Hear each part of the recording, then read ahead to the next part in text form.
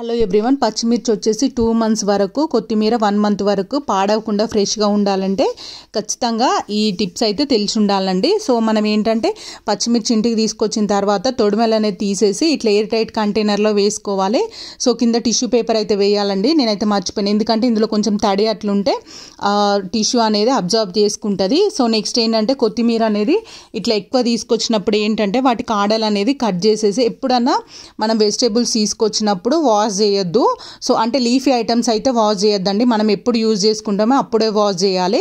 So ఇట్లా కాడలన్నీ cut చేసేసిన తర్వాత, సో ఇవి లేతగా కాడలు ఉంటే మాత్రం ఏంటంటే మనం ఇట్లా కట్ చేసేసుకొని, ఈ లేత కాడలు ఉన్నాయి కదా, ఇవి సాంబార్లో కానీ లేదంటే చారుకు కానీ చాలా టేస్టీగా ఉంటాయి. సో టమాటా చారు చేస్తాం కదా, వాటికి అట్లా మనం టమాటాలు వేసినప్పుడే ఈ కాడలు అనేది వేస్తే కూడా అవి బాయిల్ అయ్యి మంచి టేస్ట్ వస్తుంది.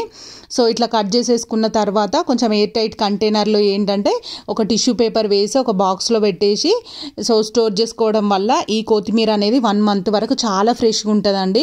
నెక్స్ట్ ఏంటంటే పచ్చిమిర్చి వచ్చేసి 2 months వరకు తొడిమెలు తీస్తే ఫ్రెష్గా ఉంటుంది. సో తొడిమెలు తీసేటప్పుడు కొంచెం పాడైన ఉంటే తీసేసి పడేసి ఫ్రెష్ ఉన్నాయి ఎయిర్ టైట్ కంటైనర్లో స్టోర్ చేసుకుంటేనైతే 2 months వరకు అయితే చాలా ఫ్రెష్గా ఉంటాయి. వీడియో యూస్ఫుల్గా ఉంటే లైక్ చేయండి. Thank you for watching.